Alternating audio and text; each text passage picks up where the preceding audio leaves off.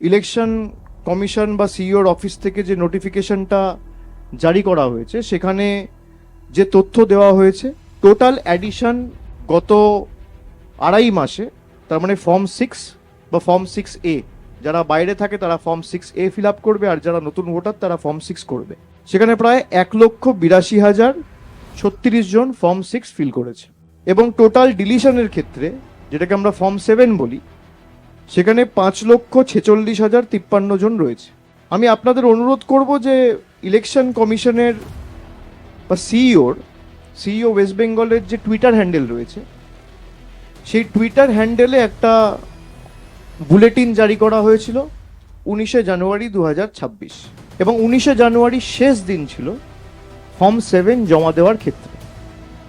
খুব সম্ভবত 14 বা 15 তারিখ অবধি ছিল, তারপরে ওরা একটা নোটিফিকেশন করে আরও 4 দিন বাড়িয়েছিল। যখন বাঁকুড়ায় বিজেপির একটা গাড়ি ধরা পড়ে ফর্ম 7 বোঝাই অবস্থায়, 7-8 হাজার ফর্ম 7 জমা দেওয়ার একটা চক্রান্ত চলছিল, এটা করতে না পারায় ইলেকশন কমিশন বিজেপিকে সুবিধা করিয়ে দেওয়ার জন্য আরও 4 দিন সময়সীমা বাড়িয়েছিল। এবং 19th of January last date ছিল ফর্ম 7 জমা দেওয়ার ক্ষেত্রে।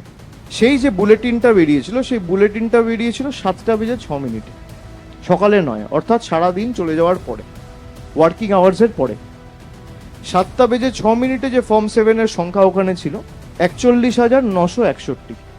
আপনারা গেলে আপনারা দেখতে পাবেন, এটা এখনো রয়েছে।